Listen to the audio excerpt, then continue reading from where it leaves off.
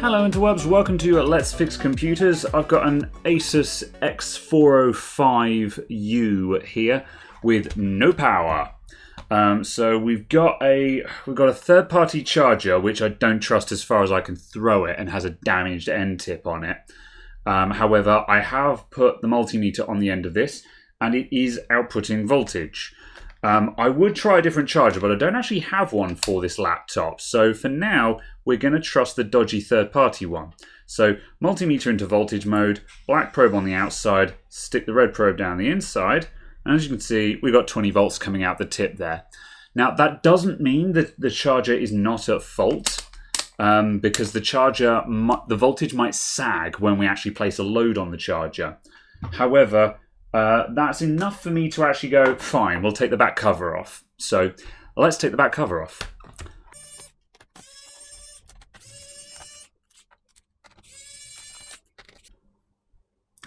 Okay, it looks like the top keyboard cover is coming off on this one.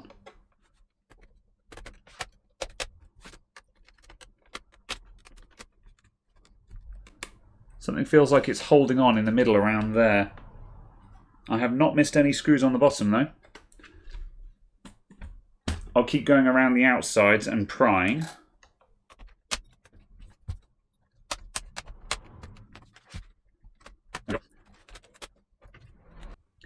Okay, we're in. However, I can't see a lot. We can see the back of the DC jack. So before I go to the effort of taking the motherboard out, let's just see if there's actually any power getting into the motherboard, because we can check that from this side. I have a strong suspicion we're going to find a cracked connector on the other side of the DC jack. That's what I'm predicting at the moment, looking at this laptop, because Asus are classic for that. Asus are classic for that. So let's just check if there's power getting this far. So I'll put the black connector on any ground point, and we'll just measure on the center pin. And there is no power there. So again, that has not quite eradicated the concept that the charger is falling over by the time we get in. It's worth noting, if you're working on one of these at home, really you should have a spare charger. This has come up before in my comments section where people have said, oh, you didn't even check the charger. Normally when I start taking apart a laptop, we're very much working on the assumption that you've already eradicated obvious things like a bad charger. However, I have been doing this long enough to work on gut feelings, and my gut feeling is telling me it's not the charger. So I'm going to take the motherboard out. I still think this charger should be replaced. However, I don't think that's the cause of our problem.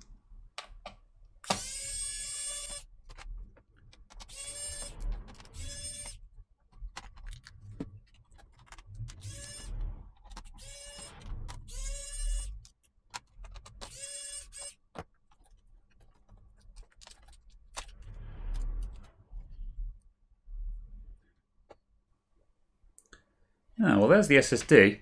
I had a suspicion this was going to be some kind of horrid eMMC laptop. But it does actually have a SATA M2 in it. Fair enough. Cool. Let's take a closer look at this.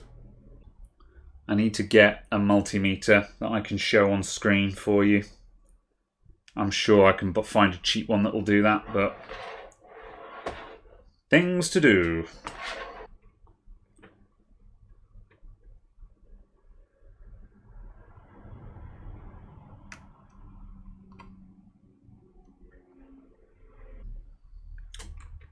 Is there actually... Have we got a short? I should probably check this. Let's go into resistance mode. And let's just go resistance mode across the positive and negative. Yeah, 150-ish kiloohms. And dropping where just resistors are doing stuff. Yeah, 143 kiloohms. That's fine. When testing directly across the positive and negative of the laptop input, I expect to see at least 20 kiloohms. And even then, on a normal laptop, I expect to see, well, anywhere from 80 to 200 is normal. 20 kiloohms is unusual, but you do see that on like some HP laptops only have 20 kiloohms, but the point is we're still in the killer ohms. If you're down at like 100 ohms or something like that, then that's not right. But if you're in the killer ohms range, that's literally all I care about. Orders of magnitude above a short circuit. Okay then. Well, there's nothing visibly wrong with that connector. I'm going to see if I'm going to make sure I don't have a spare charger for this, because otherwise I really think I need to get one to be certain, because this charger tip is really messed up. Right, I don't have a spare charger, but I do have a spare charger tip for one of these, which has just got some bare wires on the end. I cut these off of dead chargers, just so if it's not a charger that I really want, because like I haven't bothered buying one of these chargers because it's an uncommon charger tip. And I don't trust universal chargers for various reasons. So I collect old charger tips so I can connect these up to a DC power supply. But what I can do now is, because I've got this here, I can check for continuity through there. This is not really the recommended way of doing it. Really, you should have a spare charger. But this is just the way that I'm doing it. As I say, this is a bit of a do as I say, not as I do kind of situation. However, the other thing as well is I'm showing you ways where you can, you know, ghetto stuff. Because the thing is, it's all very well on a repair channel saying you should do this, this and this, but sometimes people don't have those tools or facilities available. So at the very least, what I can do is just demonstrate other techniques you can use to gather more information. So yeah, as I say, this is not necessarily how you should be doing it. This is how you could do it. Right, so black probe on the live pin there, and we'll just check for continuity, which we have. So now what I'm going to do is check for negative as well. Wait, what? The negative's not connected. Are you sure? Huh.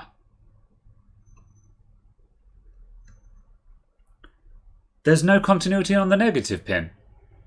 That's not what I expected. Oh, and I've just seen what's wrong. You can see in the middle we've got the center pin, and then here we've got the negative pin.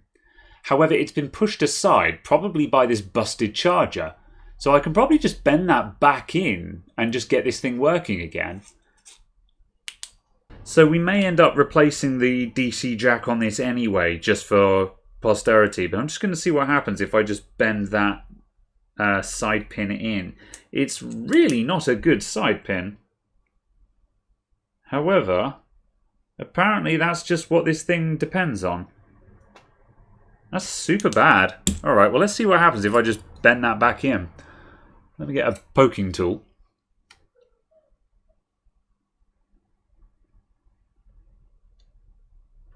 There we go. Just press that center pin back down. Right, what happens if I put in my DC jack again? Okay. Let's run that. Let's run the continuity tests again. There we go. Now we've got a negative pin. And we have a positive pin. So by all accounts, if I plug in the actual charger now, let's plug this guy back in. Either way, we now have power into the laptop. Alright, I think that's it. Okay, I've just plugged the charger back in and we don't have a charge light. Should be getting illumination down there. I'm just going to check that jack again. If we don't have power there, I'm going to have to replace this jack. No, there's power there. Okay, let's get the keyboard plugged in and see if it actually turns on. Sometimes after you've had a laptop in pieces, like the lights won't behave properly again, or like if the power button isn't connected and stuff like that, it just won't behave the way you expect it to. And once you've actually got everything connected and plugged it in and then turned it on, then it starts behaving again. So we'll give it the benefit of the doubt. Well, it still doesn't turn on. Alright, so we've got more than one problem with this thing. And there, I really thought it was going to be that easy. Fine. logic board back out again. Right, okay. Board repair mode, let's go. So our journey in this laptop starts on the back of the board, which will be the top when it's in the laptop. And as you can see, from the center pin here, we're going to here, and then we're going through some input inductors that just smooth out the inrush. So when you plug in the charger, it suppresses just a sudden surge of current, that kind of thing. That is then going into this power plane here, which is not connected to there. That is separated out. The other things we've got going on here, we've got two capacitors to a ground point here, and we've got some 2R2 resistors going to there. We'll have a look and see what's going on the other side of the board in a sec. First thing I want to know is, have we got power getting over to here? So once again, I'm going to turn on the multimeter, put it in voltage mode. There we go, 20 volts. 20 volts. 20 volts. Okay, bad probing. 20 volts. So tracing on the other side of the board, got our 20 volts going down, then we've got the power plane on the other side, and that pops up here for this resistor for some whatever reason. So there's our 20 volts again. So then we go over to here. This must be our Inrush limiter. So I'll just give you the close-up of that. So as usual, you can see we've got a 2 MOSFET configuration here. We've got a bigger guy. Power comes in, then it goes out, and it goes straight into the smaller one. Then the output of that is going to be our VN rail, our main power rail for the laptop. So again, with my black probe on ground, we're going to check the input side of that. And that is showing me my 20 volts.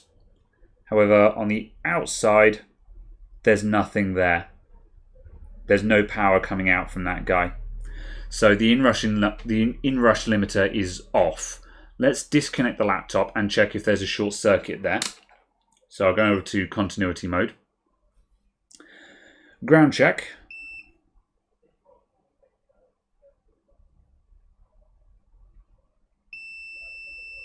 And it looks like we've got a short on the main power rail. Okay, so our main power rail is shorted. So we can confirm that. So if we go over here to the secondary power supplies, so here's a ground point here, this just open copper section. And if we start probing all of these MOSFETs, the input side, that's a low side anyway, but the input side of these MOSFETs is shorted to ground. So yeah, we have a short on VN. Okay, it's time for voltage injection, kids. I'm going to quickly squint at the board real hard just to see if I can see any visual exploded things that might give me a clue. Hi, lazy underproduced editor's note. Jump back by 20 seconds where we've got the close-up on the board and the culprit is clearly visible on the picture. I didn't spot it, however in editing I'm like, it's right there, how did you not see it? See if you can spot it before I find it. Nope. I see a bypass capacitor near the CPU that looks a little bit discoloured. I suspect him. However, we can't check these directly because these will all appear to be short-circuited anyway because the CPU is low impedance, so it will look like it's shorted to ground. So, to inject power, what we're going to do is I'm going to hook up 2 jumper wires and I'm going to join these up to a bench power supply where I will set the voltage to, I'm going to run 1 volt and 3 amps to start with. And what that's going to do is we're going to force power onto the shorted rail. And that power will look for a path to ground. And the only path it will have to ground will be through whatever has shorted out and created the short to ground. And the shorted device will heat up under that 3 amps that we pump in. So we're going to hook up the wire, inject the power, and then look for the hot spot. So the point where I'm going to join my jumper wires up to is I'm going to go for any screw hole as my ground point. And here we have the current sense resistor. I'm just going for a close-up there. So this is the current sense resistor going... So this guy is the current sense resistor going into the laptop, and there's the main power playing here, this big blob. So I'm going to solder my power into there and my ground to there.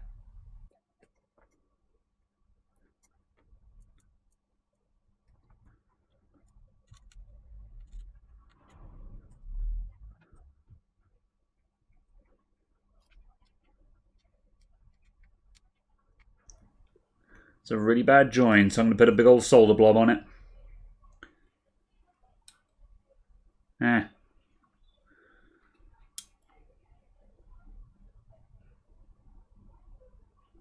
That'll do. Right, and now I'm just going to take out the SSD and the CPU cooler, just so we can look for heat around those areas as well. Ugh. Why would you put a warranty sticker on an SSD? Okay, right, so here's our two jumper wires, and we should find that we have a short circuit between them.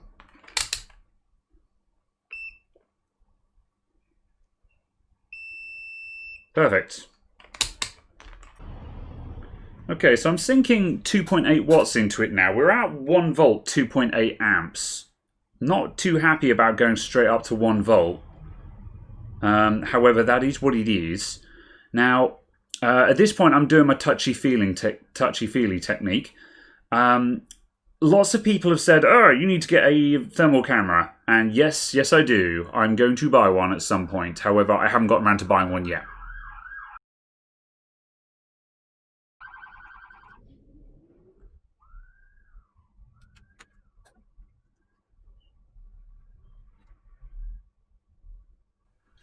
It's around that.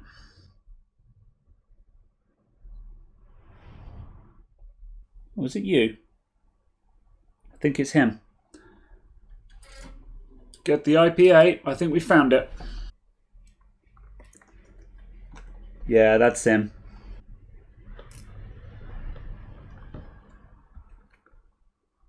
Yeah, that guy there's burning up. That's our dude. Right, so our culprit is identified. Let's get it off the board and confirm that that resolves our short circuit. Hot air on. Maximum air, 450 degrees C. Now, 450 degrees C is a little bit overkill. However, I've found that at the advice of others, I've turned up my heat because it gets the job done faster. It makes it easier. You have to be a little bit more careful with that heat, but it does make it easier. So I'm going to go in at this angle here to avoid melting this cap or this guy. And we're just going to go in and get that guy out.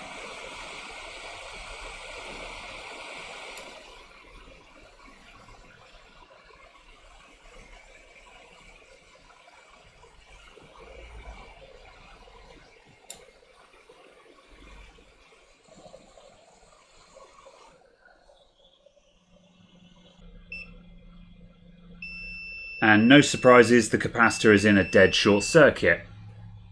So that cap is dead and we can no longer learn anything from it. Now, is our board no longer shorted? We check our jumper wires again. We are no longer shorted. And if we actually check the resistance on our V-in rail now, we should find we've got a healthy amount there. We have an open line. All right. Right, I'm going to remove the jumper wires because we're done with those. And then we need to see if we can figure out if we can replace that capacitor or not.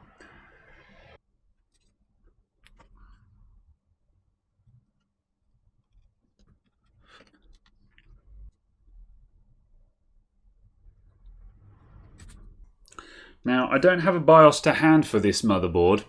However, we can make a pretty educated guess as to what this capacitor is going to be by looking at the rest of the board and the components around it. So the capacitor came from here. It was this guy we removed. There's another guy right next to it. And what these capacitors are doing, they are providing bypassing from this chip here, this controller chip, down to ground. And this is all bulk bypassing. We've got two small boys and this big dude here. And in all probability, these are the 5 and 3.3 volt regulators. And you can see that just as this guy has his own bulk decoupling capacitors here, so has this dude up here. So there's a very, very high likelihood that these two caps are identical to these two caps down here. And so what I'm going to do is I'm going to remove this cap and these two caps, and I'm going to compare I'm going to compare them all and see whether we've got identical caps. We should find that two of them are the same and one of them is different. And the different one is going to line up with the missing one here, because it's very, very likely that these guys are using the same bulk decoupling on their outputs.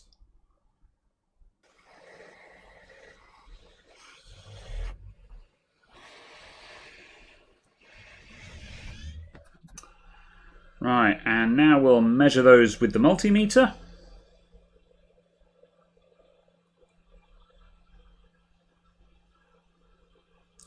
So we got a 10 microfarad.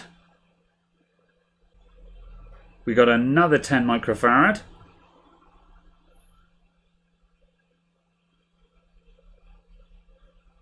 And we got another 10 microfarad. So as you can see, these capacitors are actually all the same. They're just a smattering of 10 microfarad capacitors on the outputs of these, just to provide stability. So yeah, that makes it nice and simple. Let's just check those one more time. 10 UF, near as makes no difference. So all we need is another 10 microfarad capacitor, and we are donezo. So we'll put all those back on the board, along with an extra one. So I'm now going to get my soldering iron warmed back up, and firstly we'll put these ones that I took off back on the board. So I did a video not long ago about finding replacement parts, and in it I showed you how you can go onto eBay and buy a capacitor kit that has lots and lots of spare capacitors in it. So here's my collection of capacitors. There are many, many in there, much. So what I'm going to do now is dig out the 10 microfarad capacitors, and we'll get a couple of those. So I need a 106 capacitor, which is 10 and 6 zeros. There we go, 106.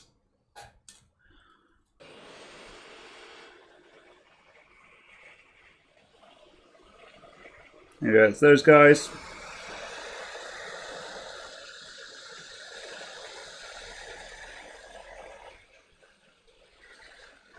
And that's those guys. Done. Right, and now we've just got to tidy this board up and reassemble it all. So I'm going to stick some alcohol down on the area where we've been soldering and onto the chip. We'll replace all that thermal paste now we've removed it.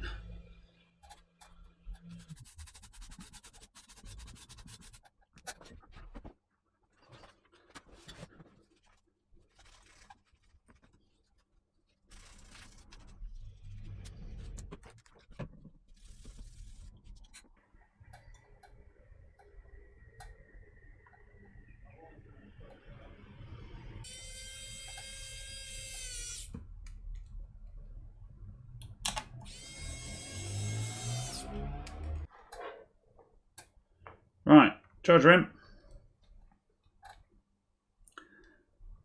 Ta-da! There are lights. Apparently it turned itself on, which I don't really want it to do. However, it's powered up. There's certainly enough for me to go on, so I'm going to get enough in there where I'm going to get the screen plugged in and stuff so we can actually do a post check on that. Okay, I've got the keyboard plugged in now and the screen, so we should be able to power this thing up, get a post out of it, and then turn it off again. So it's turned itself on again when I plug the power in once again.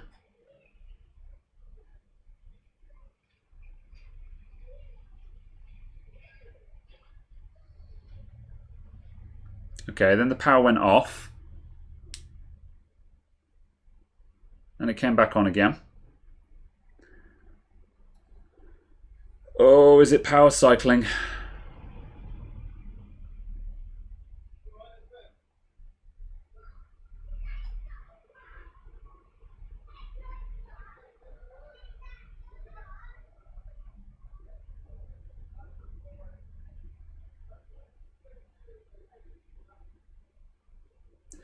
Oh. Oh, I thought we weren't there. I thought we weren't there. My brain was going into the places of my life then. Oh. Patience is a virtue, everyone. Let it power cycle a couple of times and it might just come back to you. Woo! Thank you very much for watching, everyone. Hang around for the end card and you will see my support links and the Discord channel and all that stuff. Thank you very much for watching, everyone, and I'll see you next time. Bye!